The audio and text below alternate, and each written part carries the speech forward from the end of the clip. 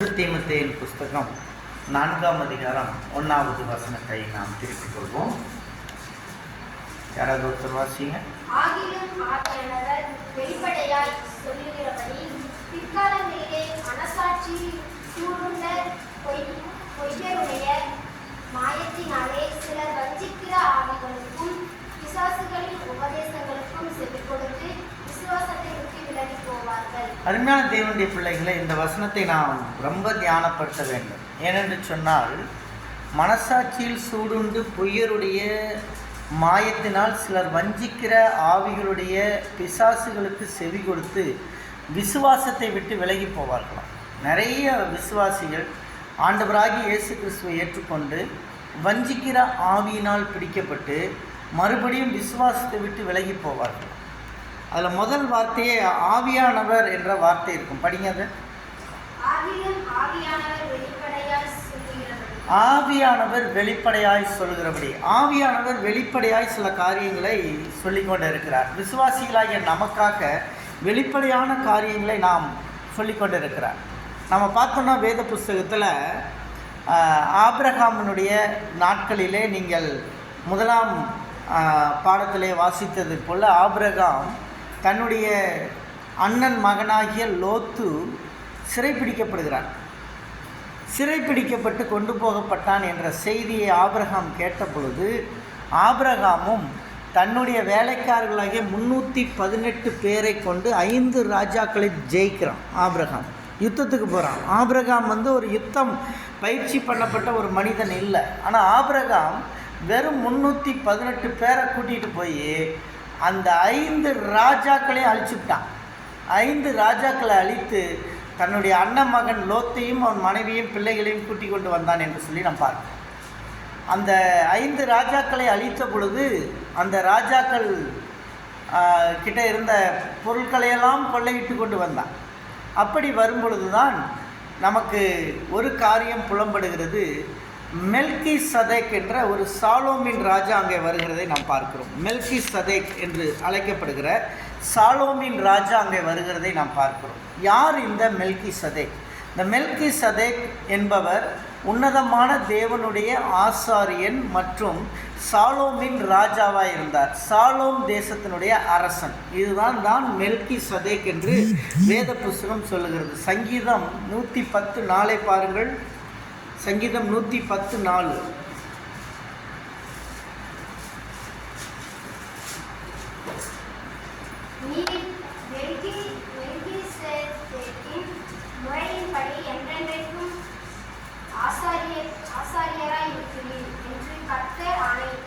இந்த மெல்கி சதேக்கின் முறைமையின்படி என்றென்றைக்கும் ஆசாரியராய் இருக்கிறார் ஆண்டவராகிய இயேசு கிறிஸ்து. அல்லேலூயா. இந்த மெல்கி சதேக்குக்கும் ஆசாரியனுக்கும் சம்பந்தம் இருக்குது. அதே போல் இயேசு கிறிஸ்துவுக்கும் சம்பந்தம் இருக்குது. இதை நம்ம பார்க்கணும். முக்கியமாக இந்த மெல்கி சதேக்கு சாலோம் நாட்டினுடைய ராஜா. சாலோம் என்றால் சமாதானம் என்று அர்த்தம். சாலோம் நாட்டினுடைய அரசன். ஆனால் அவன் ஹை பிரீஸ்டாக இருந்திருக்கான். அதாவது வேதத்தில் 3 பேர் ஹை பிரீஸ்டாக இருந்தாங்க. யாராருன்னா, இதில் மெல்கி சதேக்கை பொறுத்தவரை பார்த்தீங்கன்னா அவர் ஆசாரிய ஊழியத்தையும் பண்ணிக்கிட்டு அரசனாகவும் இருந்திருக்கார். சாலோம் நாட்டினுடைய அரசனாகவும் இருந்திருக்கார். இந்த மெல்கி சதேக்குக்கு ஆபிரகாம் தசம பாகத்தை கொடுத்தான். ஆபிரகாம் இந்த மெல்கி சதேக்கு தசம பாகம் கொடுத்தான்.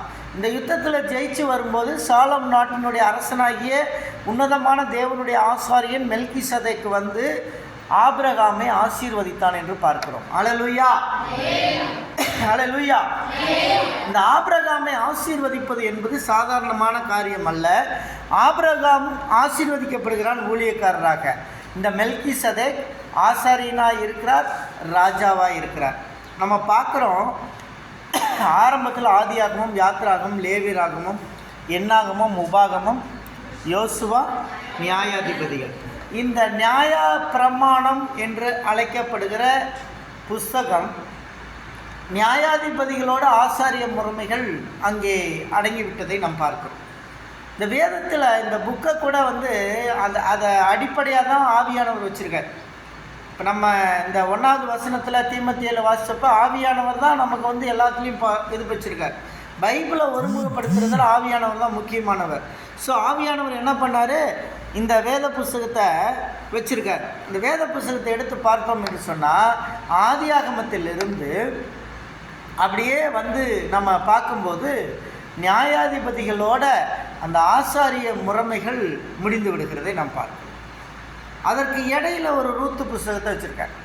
அது ஏன் ரூத்து புஸ்தகத்தை இடையில வச்சுருக்காரு? அதுக்கப்புறம் பார்த்திங்கன்னா அரசர்கள் உடைய ஆட்சிகள் ஆரம்பிக்கும். சாலமோன் 1 சாமுவேலிருந்து அரசர்களை பற்றி எல்லா சம்பவங்களும் அங்கே சொல்லப்பட்டிருக்கு. அப்போ இதுக்கு இடையில எதுக்கு அந்த ரூத்து புஸ்தகத்தை வச்சுருக்காருன்னா, ரூத்து புறஜாதியருடைய கதை, புறஜாதிய கதை, மோவாபிய பெண்ணினுடைய கதை. ஸோ இந்த புறஜாதியாருடைய கதையை அது ஏன் இடையில் வைத்திருக்கிறார் என்று நாம் பார்க்கும் பொழுது, முதலில் நியாயப்பிரமாணம், ஆசாரிய ஊழியம். இந்த ஆசாரிய ஊழியம் முடிகிற நேரத்தில் முடிஞ்ச பிறகு புறஜாதிய சபை ஆரம்பிக்கணும். இன்றைக்கி இயேசு கிறிஸ்து வந்து மெல்கிசதேக்கு முறைமையின்படி அவர் வந்து ஆசாரிய ஊழியம் பண்ணிட்டார். ஆசாரிய ஊழியம் முடிஞ்சிருச்சு. அவர் என்ன பண்ணார், இந்த பூமிக்கு வந்தார், சுவிசேஷத்தை அறிவித்தார், சுகம் கொடுக்குறவங்களுக்கு சுகத்தை கொடுத்தார், எல்லாம் பண்ணிவிட்டு கடைசியாக இந்த பாவத்து மன்னிப்புக்காக ஒரு ஆசாரியன் செஞ்ச மாதிரி பாவ மன்னிப்பை பெற்று அவர் என்ன செஞ்சார், பாவ மன்னிப்பு நிச்சயத்தை உங்களுக்கு எனக்கும் ஆசாரிய ஊழியத்தை செஞ்சுட்டு போயிட்டார். அவர் போன பிறகு இப்போ என்ன காலம் நடந்துக்கிட்டு இருக்குது, புறஜாதியார் சபை உருவாகுது. இது வந்து புறஜாதிய சபை. நம்மெல்லாம் புறஜாதியார், நம்மலாம் வந்து இஸ்ரவேல் மக்கள் கிடையாது, நம்ம வந்து புறஜாதியார் சபையை வந்து நம்ம வந்துட்டோம். ஸோ இந்த புக்கில் பார்த்தீங்கன்னா அப்படி தான் இருக்கும். ஆதியாகமத்திலேருந்து நியாயாதிபதிகள் வரைக்கும் ஆசாரிய ஊழியத்தை பற்றி இருக்கும். நடுவில் வந்து இந்த புக்கு ரூத்தில் வந்து மோவாபிய பெண்ணாகிய புறஜாதியரை பற்றி வந்துட்டுருக்கும். இந்த ரூத்து புஸ்தகம் ரொம்ப சிறப்பான ஒரு புஸ்தகம். அதை நம்ம எல்லாருமே கவனத்தில் கொள்ளணும். ஒரு மோவாபிய பெண், அந்த புறஜாதிய சபையை குறித்து அந்த இடத்துல நிறையா அர்த்தங்கள் வந்து ரூத்து புஸ்தகத்தில் இருக்கும். சபைகளை பற்றி இருக்கும். ஏனென்று சொன்னால் ஸ்திரீ தான் சபை என்று நம்ம பார்க்குறோம். அதில் 2 ஸ்திரீகள் இருக்கிறார்கள். 2 ஸ்திரீகள், மொத்தம் 3 ஸ்திரீகளை அந்த புஸ்தகத்தில் பார்க்க முடியும். அதில் முதல் ஸ்திரீ வந்து அந்த நகோமி என்று சொல்லப்படுகிற, மாராள் என்று அழைக்கப்படுகிற அந்த ரூத்தினுடைய மாமியார். ரூத்தினுடைய மாமியாரை பார்த்தோன்னா ஆர்த்தடாக்ஸ் திருச்சபைகளை குறிக்கிறது. ரூத்துடைய மாமியார் ஆர்த்தடாக்ஸ் திருச்சபைகள், இஸ்ரேல் ஜனங்கள் ஆராய்த்து வருகிற யூத திருச்சபைகளை குறிப்பிடுகிறது. அடுத்தது பார்த்தோம் என்று சொன்னால் 2 புறஜாதிய திருச்சபை. அதில் ஒரு திருச்சபை ரட்சிக்கப்பட்ட திருச்சபை, பரலோகத்திற்கு அங்கீகரிக்கப்பட்ட திருச்சபை. அடுத்து மணவாளனுக்காக ஆயத்தம் பண்ணப்பட்ட திருச்சபை. ஆனால் இன்னொரு திருச்சபை அது அறிந்தும் அது விட்டு போன திருச்சபை. இப்போ இந்த புறஜாதிய திருச்சபையில் 2 வகையான திருச்சபைகள் இருந்து கொண்டு இருக்கிறது. ஒன்று என்ன பார்க்குறோம், ஆர்த்தடாக்ஸ் திருச்சபை. அதை விட்டுருங்க. அந்த ஆர்த்தடாக்ஸ் திருச்சபை பழைய நியமங்களை பின்பற்றி கொண்டு பழைய காரியங்களை செய்து கொண்டு இன்றும் இருக்கிற திருச்சபைகளை நாம் பார்க்கிறோம். 2வது புறஜாதிய பெண்கள் 2 பேர், 2 ஸ்திரீகள், 2 திருச்சபையை பார்க்கிறோம். ஒரு திருச்சபை ஒர்பால் என்று சொல்லப்படுகிற ரூத்தோடு இருந்த இன்னொரு எல்கானாவினுடைய பிள்ளைகளை திருமணம் செய்த மூத்தவளுடைய பெயர் ஒர்பால். அவள் என்ன செய்கிறாள், வருகிறாள், குடும்பம் நடத்துகிறாள், பிறகு என்ன செய்கிறாள், விசுவாசத்தை விட்டு விலகி போகிறாள். நிறைய திருச்சபை விசுவாசத்தை விட்டு ஓடி போயிடும். அவிசுவாச போதனைகள் வந்துடும் புறஜாதிய திருச்சபையில். அது ஒரு வகையான திருச்சபை. இன்னொரு திருச்சபை தான் ரூத் மாதிரி, கடைசியாக நீ எங்கே போனாலும் நானும் போவேன், நீ சாகிற இடத்துல நானும் சாவேன், மரணம் தான் என்னை பிரிக்கணும், வேறு எதுவும் நம்மளை பிரிக்கக்கூடாது அப்படின்னு சொல்லி இயேசு உறுதியாக பிடிச்சிக்கிட்ட ஒரு திருச்சபை. அந்த திருச்சபை தான் இன்றைக்கு இருக்கிற புறஜாதிய திருச்சபை. அல்லேலூயா. இப்போ இயேசு கிறிஸ்து இந்த மெல்கிசதேக்கின் முறைமையின்படி அவர் ஆசாரிய ஊழியத்தை முடிச்சிட்டார். அந்த ஆசாரிய ஊழியம், அவர் சிலுவையில் ரத்தம் சிந்தி 3வது நாள் உயிரோடு வந்து ஆசாரிய ஊழியம் முடிஞ்சிருச்சு. அடுத்த ஊழியம் புறஜாதிய சபை ஊழியம். அந்த ஊழியம் இப்போ நடந்துக்கிட்டு இருக்கு. இனி அடுத்தது வரப்போகுது. என்னது, அடுத்து யாரா வருவா, ராஜாவாக வருவார். அதுதான் மெல்கிசேதேக்குன்னு சொல்லிக்கிட்டு இருக்கு. இனி அடுத்து ராஜாவாக வரணும், அந்த பூமியை ஆட்சி பண்ணணும். 1000 வருஷம் அரசாட்சி இருக்குது. அவர் ராஜாவாக திரும்பி வரணும். அந்த இது மட்டும் இன்றைக்கி பெண்டிங் இருக்குது. இன்றைக்கி புறஜாதிய சபையில் இருக்கிற நாம் அதில் பெண்டிங்கில் நம்ம வாழ்ந்து கொண்டு இருக்கிறோம். ஆனால் இப்படி வாழ்ந்து கொண்டு இருக்கிற இந்த புறஜாதிய திருச்சபைகள் எப்படி இருக்க வேண்டும் என்பதை தான் இந்த 1 தீமோத்தேயு 4 சொல்லுது. இந்த ஃபேனியம் உள்ள 1 தீமோத்தேயு 4 சொல்லிக்கிட்டு இருக்கு. அதில் பார்த்தீங்கன்னா, மனசாட்சியில் சூடுண்ட பொய்யருடைய மாயத்தினால் சிலர் வஞ்சிக்கிற ஆவிகளுக்கும் பிசாசுகளுக்கும் செவி கொடுத்து விசுவாசத்தை விட்டு விலகி போன திருச்சபை. அல்லேலூயா. இந்த திருச்சபை புறஜாதிய திருச்சபையில் ரூத்து ஒர்பாலை போன்று இருக்கக்கூடிய 2 திருச்சபைகள். இதில் முதல் திருச்சபை இங்கே சொல்லுகிறது. இந்த திருச்சபை என்ன பண்ணுது? விசுவாசத்தை விலகி போகுது. இந்த வஞ்சிக்கிற ஆவி என்று அங்கே போட்டிருக்கிறது, பிசாசு என்று போட்டிருக்கிறது. அது ஆங்கிலத்தில் ஷெடிங் ஸ்பிரிட் என்று செடிஷிங் ஸ்பிரிட் என்று போடப்பட்டிருக்கிறது. அதாவது அந்த ஆவிக்கு பேர் மயக்கும் ஆவிகள் என்று போட்டிருக்கிறது. மயக்கம். இந்த மயக்கத்தின் ஆவிகள் நிறையா உலகத்தில் கடைசியாக விழுந்து உலக மயக்கத்துக்கு விழுந்து போகிற பிள்ளைகளை குறித்து இந்த இடத்துல தெளிவாக சொல்லுகிறதை நாம் பார்க்கிறோம்.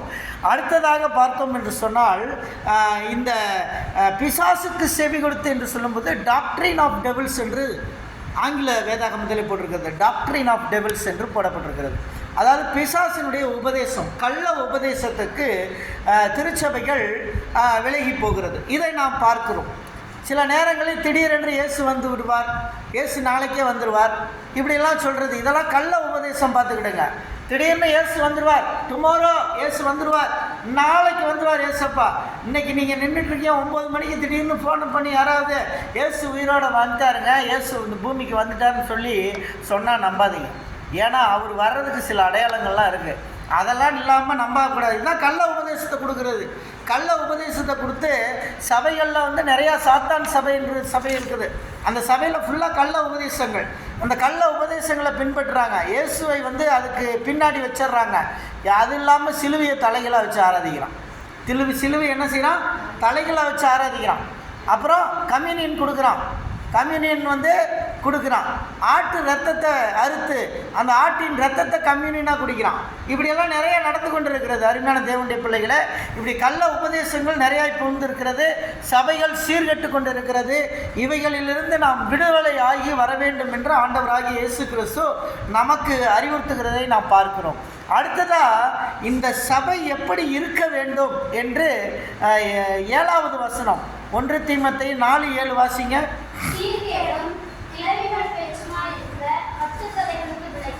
சீர்கேடு, கிளவிகள் பேச்சு.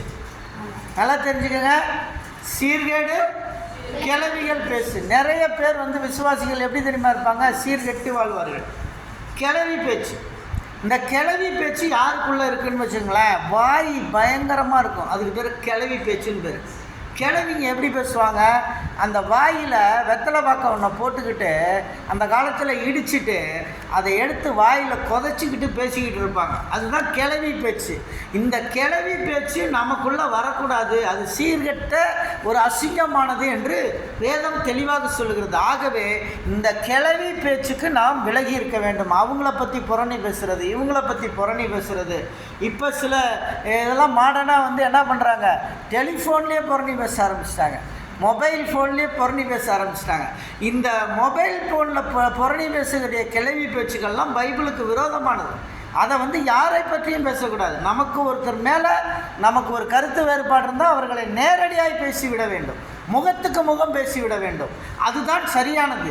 நீ மறைமுகமாய் நாம் யாரை பற்றியாலும் பேசினால் அதற்கு பெயர் தான் கிளவி பேச்சு என்று வேதம் சொல்கிறது. இப்படிப்பட்ட சீர்கெட்ட கிளவி பேச்சுகளுக்கு நாம் விலக வேண்டும் என்று வேதவசனம் நமக்கு தெளிவாக சொல்லுகிறதை நாம் பார்க்கிறோம்.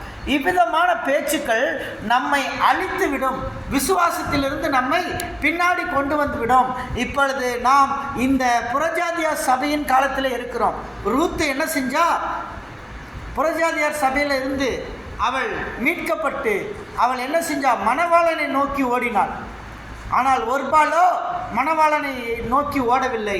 ஒர்பால் தன்னுடைய பழைய பாரம்பரிய காரியங்களிலே, பழைய பாவமான காரியங்களுக்குள்ளே ஒருபால் சென்று விட்டாள். இன்றைக்கு சபையில் 2 விதமான மக்கள் இருக்கிறார்கள். ஒரு மக்கள் இயேசுவை ஏற்றுக்கொள்வார்கள். அவர்கள் இயேசுவை அறிந்து ரட்சித்து ஞானஸ்நானம் எடுத்து வருவார்கள்.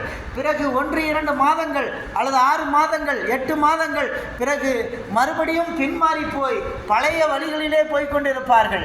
இப்படிப்பட்டவர்கள் ஒருபாலினுடைய பிள்ளைகளாக இருக்கிறார்கள். ஒருபால் என்பது புறஜாதிய சபையிலே தள்ளப்பட்டு ஒதுக்கப்பட்டு வேண்டாம் என்று புறக்கணிக்கப்பட்ட சபையாக இருக்கிறது என்று நாம் பார்க்கிறோம். அதே ரூத் அப்படி அல்ல. அவள் தள்ளப்பட்டவள் அல்ல. அவள் மணவாளனுக்காய் காத்திருந்தாள். தன்னுடைய பூர்வீக சபையாகிய தன்னுடைய மாமியாரை பிடித்து கொண்டு, நீ போகும் இடத்திற்கு நானும் போகிறேன், நீர் எங்கே சாகிறாயோ மரணத்தை தவிர வேறு எதுவும் நம்மை பிரிக்க முடியாது என்று சொல்லி அவள் இயேசுவோடு ஒரு பந்தத்தை ஏற்படுத்தினவளாய் இருந்தாள். இன்றைக்கு இருக்கிற விசுவாச பிள்ளைகள் நாம் இயேசுவோடு ஒரு பந்தத்தை ஏற்படுத்தி கொள்ள வேண்டும். இயேசுவுக்கும் நமக்கும் உள்ள அந்த பந்தம் புதுப்பிக்கப்பட வேண்டும், அந்த உறவு புதுப்பிக்கப்பட வேண்டும் என்று சொல்லிதான் இங்கே இருக்கிறதை நாம் பார்க்கிறோம். அருமையான தேவனுடைய பிள்ளைகளே, வேதத்தை இன்னும் நாம் ஆராய்ந்து பார்க்கும் பொழுது இந்த 12வது வசனத்தை நாம் எடுத்துக்கொள்வோம். இந்த 12வது வசனத்திலே நமக்கு சில ஆலோசனைகள் சொல்லப்படுகிறதை நாம் பார்க்கிறோம். எந்த திருச்சபைக்கு என்று சொன்னால், ரூத்தை போன்ற புறஜாதிய திருச்சபை, மணவாளனை சந்திக்கக்கூடிய திருச்சபைக்கு சொல்லுகிற ஆலோசனைகளை நாம் பார்ப்போம். 12வது வசனம் படிங்க.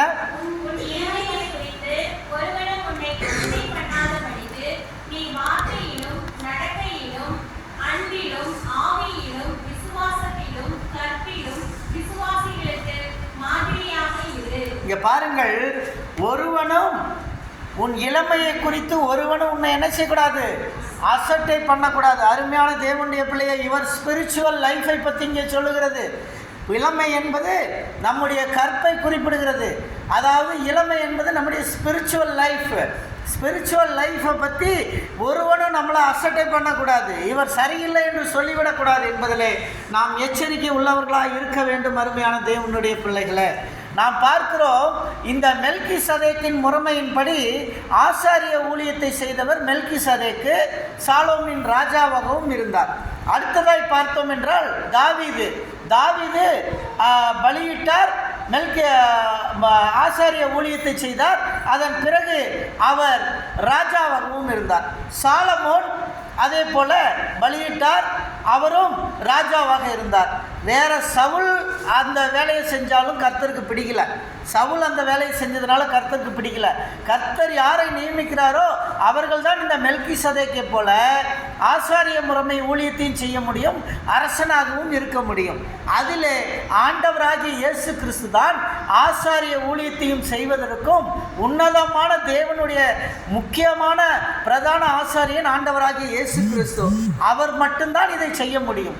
ஆகவே அவரை பின்பற்றுகிற நாம் நம் இளமை அசட்டை பண்ணாதபடி, ஒருவனும் நம்மை அசட்டை பண்ணாதபடி நாம் கர்த்தருக்குள் உறுதியுள்ளவர்களாய் வாழ வேண்டும்.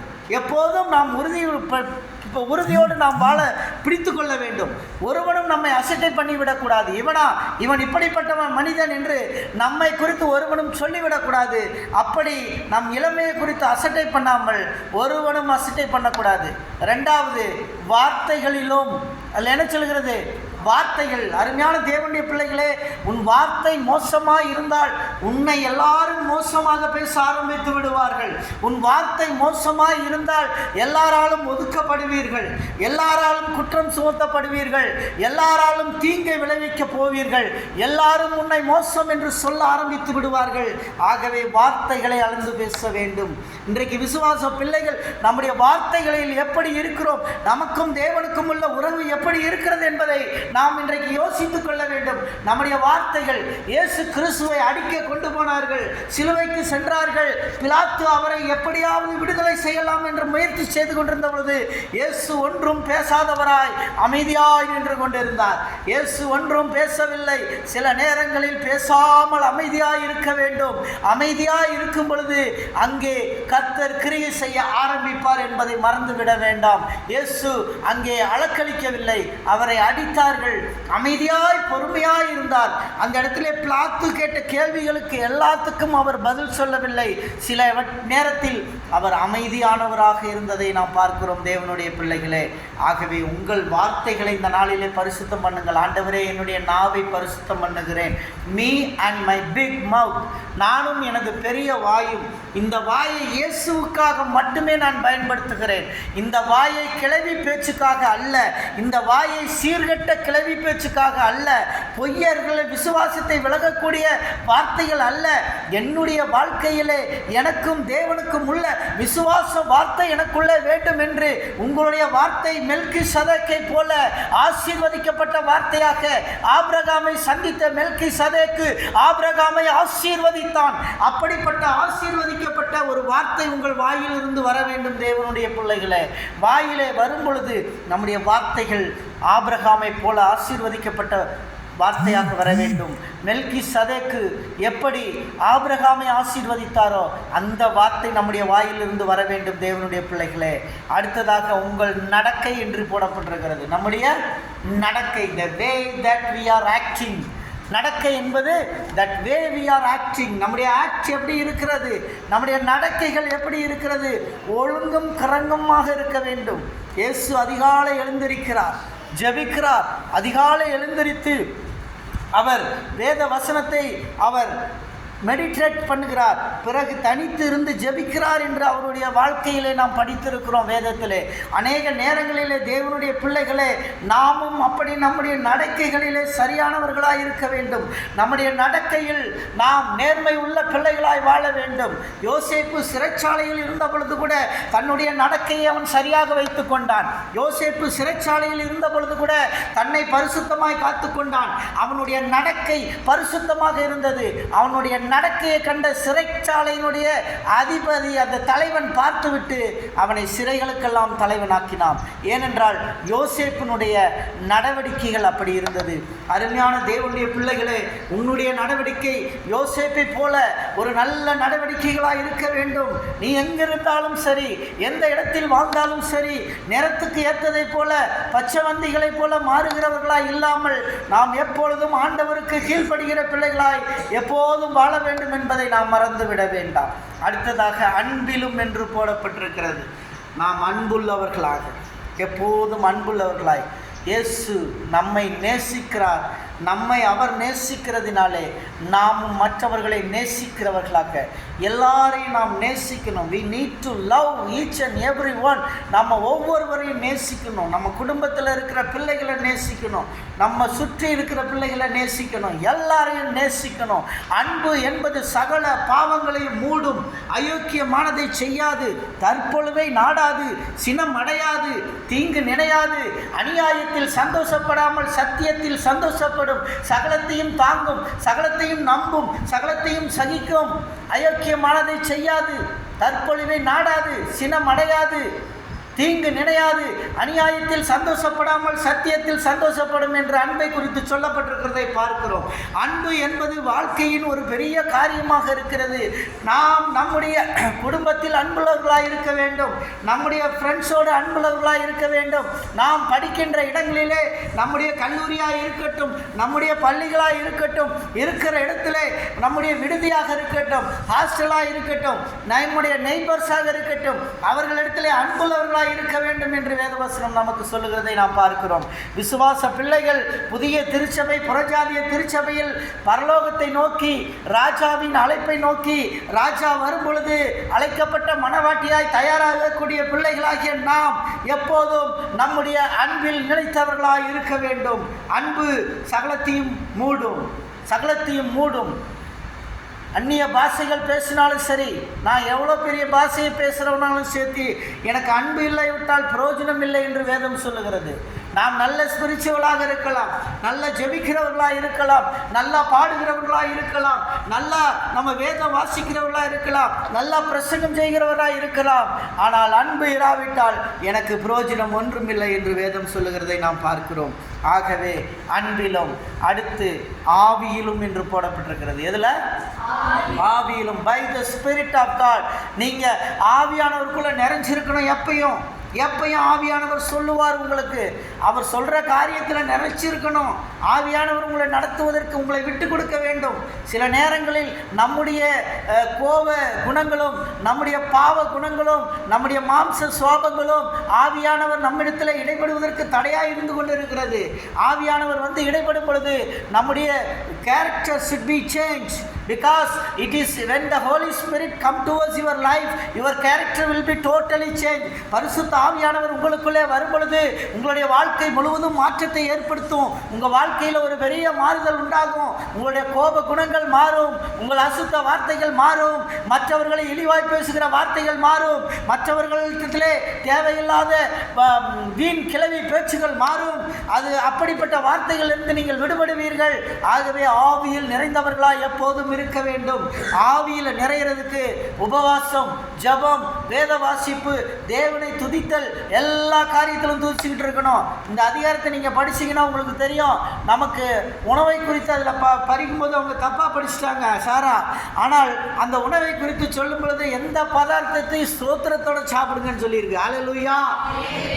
எந்த பதார்த்தங்கள் உணவுகளையும் ஸ்தோத்திரம் செய்து சாப்பிடுங்கள். கர்த்தர் இந்த உணவை கொடுத்ததற்காக நன்றி என்று சொல்லி சாப்பிடுங்கள் என்று சொல்லுகிறது. இந்த உலகத்திலே நீங்கள் எதை வாங்கினாலும் ஸ்தோத்திரம் சொல்லுங்கள். எந்த உடையை போட்டாலும் ஸ்தோத்திரம் சொல்லுங்க. நீங்கள் கட்டியிருக்க வாட்சுக்கு ஸ்தோத்திரம் சொல்லுங்க. நீங்கள் போட்டிருக்கிற நகைக்கு, தோடுக்கு ஸ்தோத்திரம் சொல்லுங்க. ஸ்தோத்திரத்தோட எந்த காரியத்தை செய்வீர்கள் என்றால் தேவன் அதை ஆசீர்வதிப்பார் என்று வேதம் நமக்கு தெளிவாக சொல்லுகிறதை நாம் பார்க்கிறோம். ஆகவே ஆவியில் நிறைந்த பிள்ளைகளாய் எப்போதும் இருக்க வேண்டும் என்பதை நாம் மறந்துவிட வேண்டாம். ஒரு வைரக்கல் ஒரு ஆளிடம் கிடைத்தது. அந்த வைரக்கல்லை அவன் காட்டிலே இருந்து எடுத்து வந்தான். அந்த கல்லினுடைய மதிப்பு அவனுக்கு தெரியாது. அவன் முதல் வியாபாரியிடம் போனான். அந்த வியாபாரி 20 ரூபாய்க்கு அந்த கல்லை நான் எடுத்துக்கொள்கிறேன் என்று சொன்னான். இவன் சொன்னான், நீங்கள் 20 அல்ல 25 ரூபாய்க்கு எனக்கு கொடுங்கள் என்று சொன்னான். அதற்கு அவர் சொன்னார், இல்லை, நான் 20க்கு தான் தருவேன், அதற்கு மேல்னா என்னால் தர முடியாது என்றார். பக்கத்து கடையில் இருந்த இன்னொரு வியாபாரி பார்த்தான். சரி வாப்பா, நான் அதை 20 ரூபாய்க்கு தரேன், 25 ரூபாய்க்கு தரேன். அவன் 20 ரூபான்னு சொல்கிறான், நான் அதுக்கு 25 ரூபா தரேன் அப்படின்னு சொல்லி அவர் சொன்ன உடனே சரியா 25 ரூபா கொடுங்கன்னு சொல்லி அந்த கல்லை விற்றுட்டான். இப்போ முதல் வியாபாரி என்ன சொன்னால், டேய் முட்டாளாக இருக்கியடா, இது பல கோடி ரூபா விலை போகும், இதை போய் 25 ரூபாய்க்கு அவனுக்கு விற்றுப்பிட்டியே, நீ ஒரு பெரிய முட்டாளாக இருக்கிறியே அப்படின்னு அந்த விற்றவனிடம் அந்த முதல் வியாபாரி சொன்னானா. அதுக்கு அந்த பணத்தை வாங்கின இவன் அந்த கல்லை கொண்டு வந்தவன் என்ன சொன்னான்னா, நீ என்னை விட ஒரு பெரிய முட்டாளாக இருக்கிற, இது பல கோடி ரூபா போகக்கூடியது, அதுக்கு ஒரு 25 ரூபா போட்டு நீ வாங்கியிருந்தா இன்னும் பல கோடிக்கு நீயே அதிபதியாக இருக்கலாம், என்னை விட முட்டாள் நீ தான் சொன்னானா. இப்போ நம்ம நினைக்கிற சில நேரங்களில் இப்படித்தான் நிறைய பேர் நம்ம நினச்சிக்கிட்டு இருக்கிறோம். நம்ம எல்லாம் செஞ்சிட்டோம், எல்லாம் சரியாக இருக்குது, நான் புத்திசாலின்னு நினைக்கிறோம். ஆனால் நம்மளை விட ஒரு முட்டாள் வேற ஒருத்தர் நம்மளை முட்டாளாக்கி கொண்டே இருக்கிறான். அருமையான தேவனுடைய பிள்ளைகளே, இப்படியாக நம்ம ஆவியில் நிலைத்திருக்க வேண்டும், விசுவாசத்தில் இருக்கணும். அந்த வசனத்தில் என்ன சொல்லுது? விசுவாசத்திலும் இருக்கா? எதில் இருக்கணும்? விசுவாசம். விசுவாசம்னா என்ன? நம்பிக்கைனா என்ன? யார் மேல நம்பிக்கை? எப்படி நம்பிக்கை வரும்? எப்படி நம்பிக்கை வரும்? வாழ்க்கையில் ஒவ்வொருத்தருக்கும் விசுவாசம் மாறுபடும்.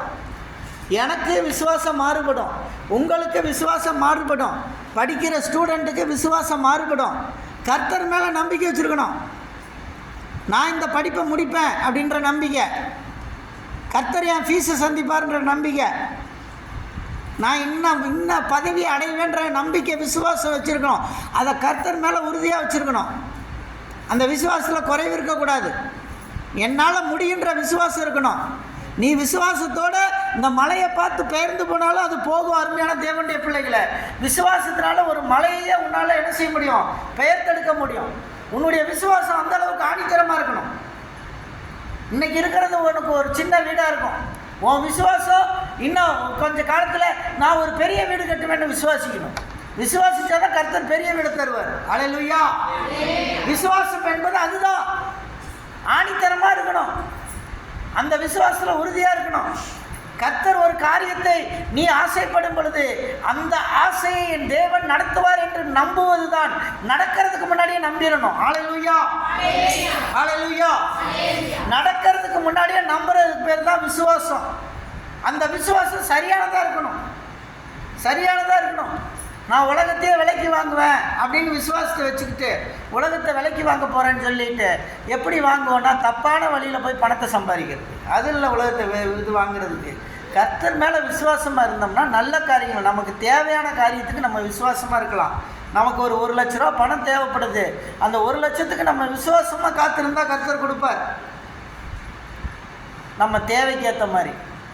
நம்ம தேவைக்கு 1 லட்சம் இல்லை, நம்ம உடனே எனக்கு 100 கோடி வேணும்னு நிற்கக்கூடாது. அது நினைக்காது. ஏன்னா நமக்கு என்ன தேவையோ அது கர்த்தருக்கு தெரியும். நமக்கு தேவையில்லாத மீது ஆசைப்பட்டு விசுவாசத்தில் இருக்கக்கூடாது. நமக்கு என்ன தேவை இருக்கிறதோ அதற்கு ஆசைப்பட்டு விசுவாசத்தில் இருந்தீர்கள் என்றால் கர்த்தர் உங்களுக்கு வாய்க்கு செய்வார். அல்லேலூயா. அல்லேலூயா. சில நேரங்களில் சில பொருளை பார்க்கும்போது நீங்கள் விசுவாசமாக அந்த பொருளை பார்த்துட்டு இது மாதிரி எனக்கு வேணும்னு நினச்சிங்கன்னா அந்த பொருளை கடவுள் உங்களுக்கு தருவார். அந்த பொருளை உங்களுக்கு கடவுள் கொடுப்பார். நான் நிறைய நேரங்களில் செஞ்சுருக்கேன். சில பொருளை பார்க்கும்போது, சில வாகனத்தை பார்க்கும்போது இந்த வாகனத்தின் மாதிரியே எனக்கு இந்த வாகனம் கிடைக்கணும்னு நான் விசுவாசமாக பார்த்துட்டு வருவேன். வந்த கொஞ்ச நாளில் எனக்கு அந்த வாகனம் வந்து சேரும். இது ரொம்ப ட்ரூவாக இருந்த என்னுடைய வாழ்க்கையில் நான் விசுவாசத்தை பார்த்துருக்கேன். அதுதான் விசுவாசன்றது. விசுவாசன்றது நம்ம உறுதியே. நம்ம எந்த அளவுக்கு விசுவாசமாக இருக்கிறோமோ கர்த்தர்கிட்ட தான் இருக்கணும். நம்ம விசுவாசம் கர்த்தர் மேலே இருக்கணும். மனுஷனை நம்பி இருக்கக்கூடாது, எந்த மனுஷனையும் நம்பிட்டு இருக்கக்கூடாது. அதே மாதிரி அந்த மனுஷன் செய்யலை, இந்த மனுஷன் செய்யலை, எனக்கு எங்கள் மாமா செய்யலை, எங்கள் சித்தி செய்யலை, எங்கள் சித்தப்பா செய்யலை, எனக்கு ஒன்றுமே செய்யலைன்னு குறை சொல்லிக்கிட்டு இருக்கக்கூடாது. எங்கள் அம்மா ஒன்றுமே செய்யலைன்னு சொல்லி குறை சொல்லக்கூடாது. விசுவாசன்றது கர்த்தர் மேலே இருக்கணும், எந்த மனுஷன் மேலேயும் இருக்கக்கூடாது. அல்லேலூயா. அல்லேலூயா. நம்மை கர்த்தர் மேலே வச்சுருந்தோம்னா இதெல்லாம் ஒரு பக்கம் நிறைவேறிக்கிட்டே இருக்கும். நம்ம விசுவாசம் உறுதியாக இருக்கணும். கர்த்தர் எனக்கு செய்வார், என்னால் அது முடியும், ஐ வில் அச்சீவ் என்று சொல்லுகிற காரியங்கள் இருக்கணும். உங்களுடைய படிப்புலேயும் சரி, உங்கள் வாழ்க்கையிலையும் சரி, உங்கள் தேவைகளுக்கு எல்லாத்துலேயும் கர்த்தர் மேலே விசுவாசமாக இருந்தீங்கன்னா அந்த காரியங்கள் அந்த நாட்கள் வரும் பொழுது கர்த்தர் அதை வாய்க்க செய்வார். விசுவாசத்தோடு காத்திருங்கள், விசுவாசத்தோடு காத்திருங்கள். விசுவாசிகளே, விசுவாசத்தை தளர்ந்து விடாதீர்கள். அடுத்ததாக என்னவா இருக்கணும்? கற்பிலும். விசுவாசத்துக்கு அப்புறம் கற்பு வந்துருச்சு. கற்புக்கு முன்னாடி என்ன வந்துச்சு? விசுவாசத்தை எழுதிட்டாங்க. ஆனால் விசுவாசத்துக்கு அப்புறம் என்ன வேணும்? கற்பு ரொம்ப முக்கியமானதுங்க. வாலிப பிள்ளைகள், கற்பு ரொம்ப முக்கியம். உங்களுடைய கற்பை என்ன செய்யக்கூடாது? மயக்கிற காரியங்களுக்கு கொண்டு போயிடக்கூடாது. 2 தீமோத்தேயு 3:13. 2 தீமோத்தேயு 3:13.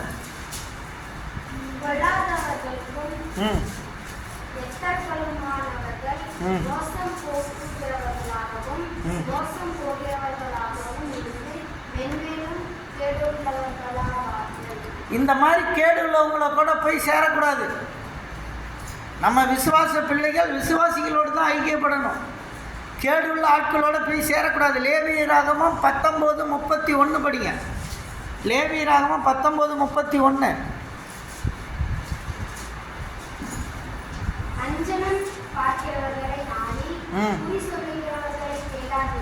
பாருங்க, இன்னைக்கு நிறைய பேர் போய் ஜோசியம் கேட்குறான், குறி சொல்கிறான், நல்ல நேரம் பார்க்குறான், எல்லாம் நடக்குதான்னு பார்த்துக்கிட்டு இருக்கிறான். இதெல்லாம் தேடக்கூடாது. அஞ்சனம் பார்க்குறவனோட சேரக்கூடாது. அஞ்சனம் பார்க்குறவனோட போய் சேரக்கூடாது. அவன் பொட்டு வைக்கிறான்னு நம்ம பொட்டு வச்சுக்கக்கூடாது. அவன் திருநீர் வைக்கிறான்ட்டு நம்ம வச்சுக்கக்கூடாது. அது கர்த்தருக்கு அருவருப்பானது. அல்லேலூயா. அல்லேலூயா. அது அவனுடைய மதத்துக்கு அது ஏற்றது, நம்முடைய மதத்துக்கு அது ஏற்றது இல்லை. நம்ம அதை செய்யக்கூடாது. அவங்களோட ஐக்கியப்படக்கூடாது. அதிலிருந்து மீண்டு வந்திருக்க வேண்டும். நமக்கென்ற ஒரு வித்தியாசம் அதில் நாம் காட்டிக்கொள்ள வேண்டும். அதில் ஆதியாகமம் 6:2 படிங்க. ஆதியாகமம் 6:2. ஆதியாகமம் 6ஆம் அதிகாரம் 2வது வசனம்.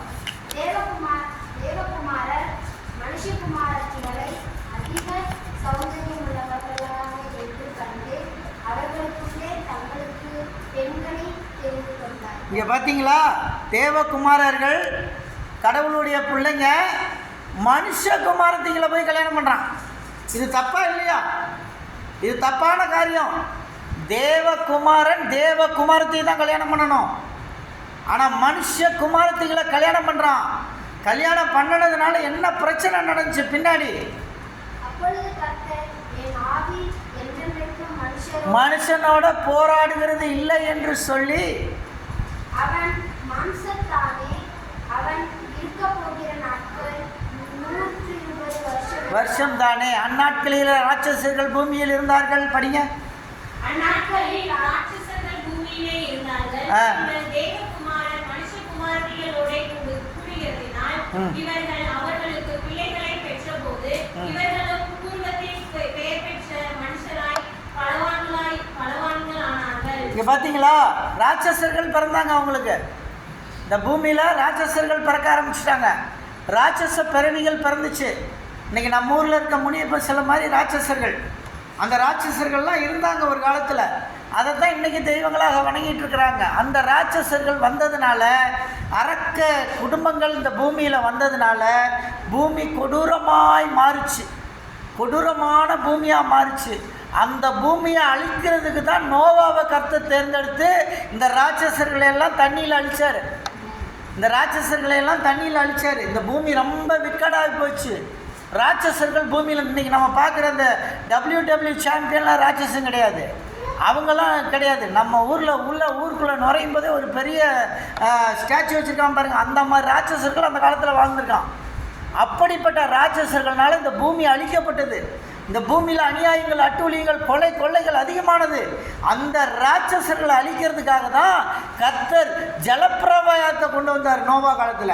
அதை கொண்டு வந்து அந்த ராட்சசர்களை இந்த பூமியிலே இல்லாதபடி அழிச்சார். யூதா 6:7 வசனங்கள் படிங்க. யூதா 6:7 படிங்க.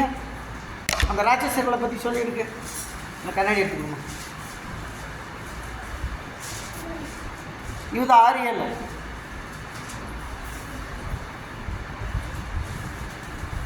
யூதா ஒரே அதிகாரம்.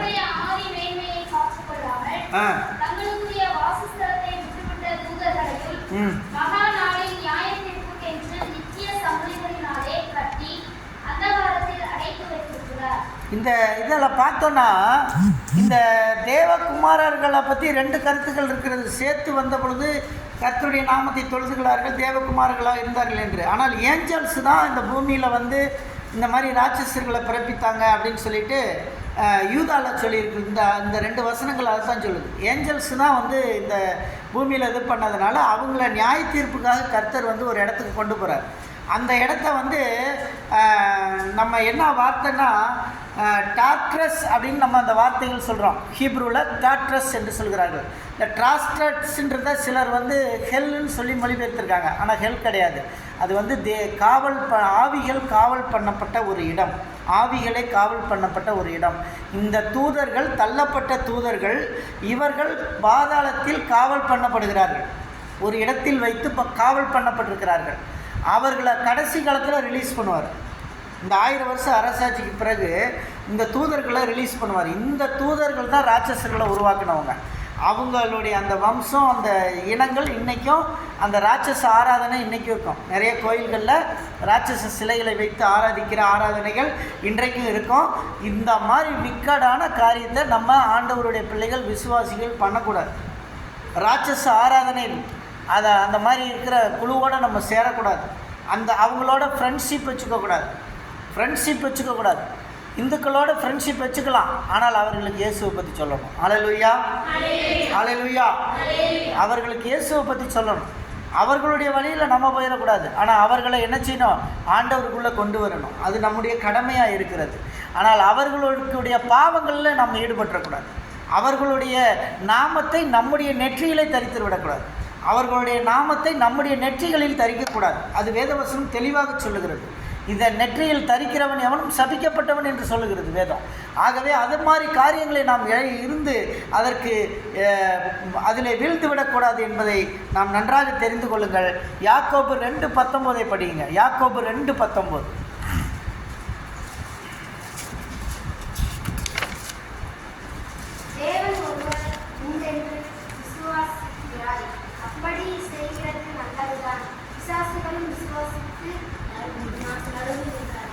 பிசாசுகளும் யாரை விசுவாசிக்குது? ஏசப்பா விசுவாசித்து என்ன பண்ணுது? நடுங்குது, பயப்படுது. பிசாசுகளும் ஏசப்பாவை விசுவாசித்து என்ன செய்யுது? நடுங்குகிறத நம்ம பார்க்குறோம்.